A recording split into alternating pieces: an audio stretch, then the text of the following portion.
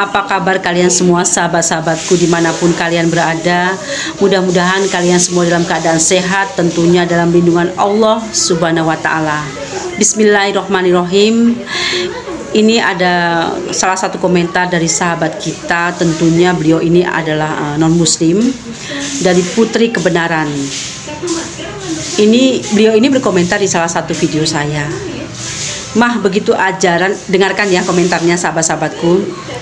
Mah, begitu ajarkan penontonmu yang baik.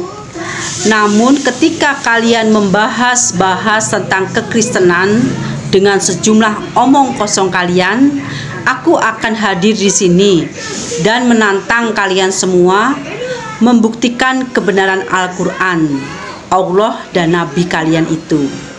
Dan kupastikan kalian tak akan sanggup menyanggah semua bukti dan fakta yang aku tunjukkan, karena lebih dari 90% muslim tak tahu apa-apa tentang Quran, hadis, dan sejarah Islam yang valid. Jadi aku tak peduli kamu mualaf ataupun tidak, tapi aku akan menghormati kamu jika kamu mengajar yang baik dalam video-videomu. Sahabat-sahabatku yang dirahmati Allah, Putri Kebenaran ini seringkali berkomentar di video-video saya. Intinya komentar dari Putri Kebenaran ini selalu menjelek-jelekan Al-Quran. Dia selalu menganggap bahwa Al-Quran ini adalah omong kosong, dongeng. Dan apa yang ciri-ciri orang yang seperti beliau ini sudah dijelaskan, dikabarkan di dalam Al-Quran bahwa beliau ini adalah termasuk golongan orang-orang yang fasik, orang-orang yang biarpun diberikan bukti yang nyata, tetap beliau ini akan menolak, karena beliau ini adalah orang-orang yang tidak mendapatkan hidayah dari Allah. Sahabat-sahabatku yang dirahmati Allah, saya bukan omong kosong tentang Islam. Saya juga bukan omong kosong tentang kekristenan. Kenapa? Belajar dari sejarah, kisah nyata, sejarah di awal mula nabi-nabi kita. Mereka semua diutus oleh Allah.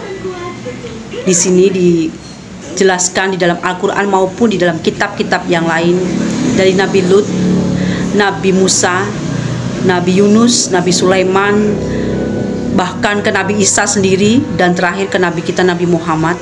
Semua nabi-nabi yang pernah hidup di bumi ini, sebenarnya mereka mengarah kepada, ajaran mereka mengarah kepada tauhid, ketauhidan, yaitu menyembah hanya kepada satu Allah Subhanahu wa Ta'ala.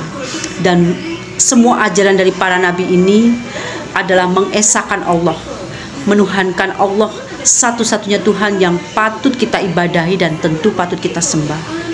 Sahabat-sahabatku yang dirahmati Allah, saya tidak menjelekkan agama yang pernah saya anut dulu, tapi saya berbicara tentang kekristenan ini dengan apa yang saya ketahui dan saya pahami, bahwa memang di dunia ini hanya Allah yang patut kita sembah, dan hanya Beliau satu-satunya Tuhan yang menciptakan seisi alam raya ini.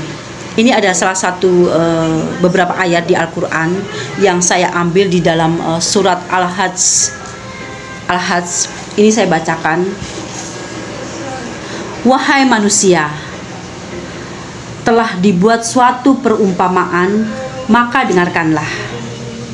Sesungguhnya segala yang kamu seru selain Allah tidak dapat menciptakan seekor lalat pun, walaupun mereka bersatu untuk menciptakannya.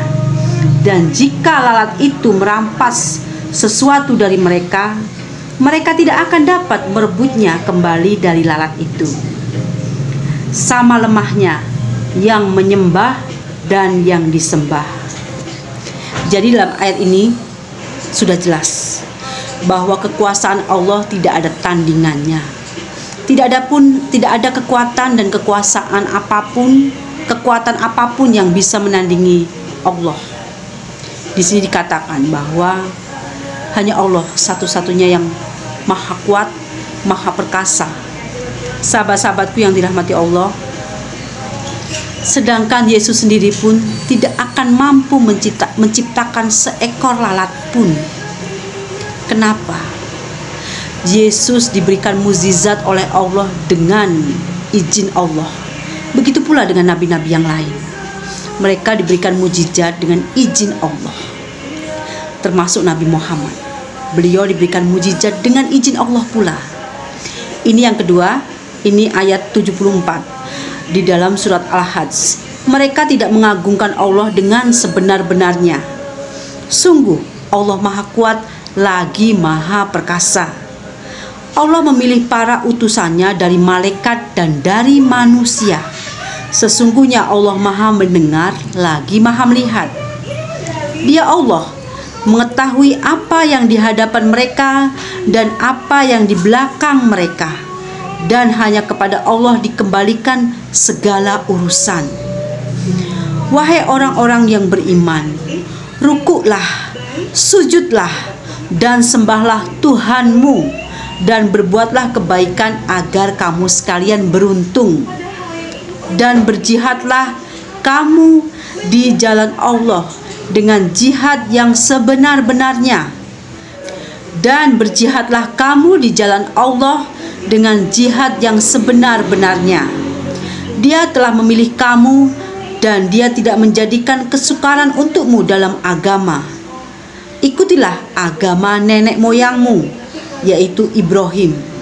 Nabi Ibrahim yang dimaksud di sini, Dia Allah telah menamakan kamu orang-orang muslim sejak dahulu. Dan begitu pula dalam Al-Quran ini, agar Muhammad Rasul itu menjadi saksi atas dirimu, dan agar kamu semua menjadi saksi atas segenap manusia. Maka laksanakanlah sholat dan tunaikanlah zakat, dan berpegang teguhlah kepada Allah. Dialah pelindungmu, Dia sebaik-baik pelindung dan sebaik-baik penolong. Sahabat-sahabatku yang beriman dan tentunya kepada yang non-muslim, di sini dikatakan bahwa sebaik-baik penolong adalah Allah, bukan Yesus, bukan nabi-nabi yang lain, bukan saudara, teman, sahabat kita. Sebaik-baik penolong kita adalah Allah, baik di dunia maupun di akhirat nanti. Dan tentunya nabi-nabi yang kita kenal selama ini, mereka adalah petunjuk, cahaya, jalan untuk kita meraih kebenaran dari Allah. Jadi sahabat-sahabatku yang dirahmati Allah, Al-Quran bukan omong kosong. Al-Quran bukan dongeng biasa. Al-Quran adalah wahyu yang diturunkan Allah lewat perantaranya malaikat Jibril kepada Nabi kita, Nabi Muhammad, untuk disampaikan kepada semua umat manusia.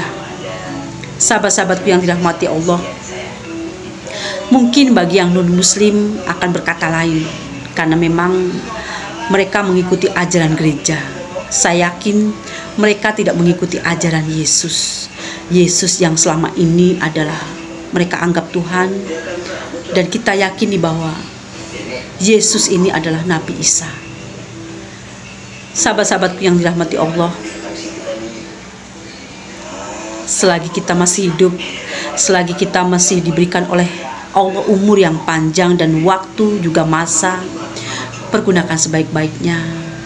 Kaji lebih dalam ilmu agama yang dibawa oleh nabi-nabi kita yang terdahulu, agama yang mengarah kepada tauhid, keesaan Allah, dan tentunya semua bukti-bukti sudah dijelaskan di dalam Al-Quran. Bahkan di alam semesta ini, semua keajaiban yang diberikan oleh Allah, baik di laut, di darat, di bumi, di langit, maupun di semua penjuru di dunia ini, semua kebesaran Allah sudah ditunjukkan kepada manusia, kepada kita semua.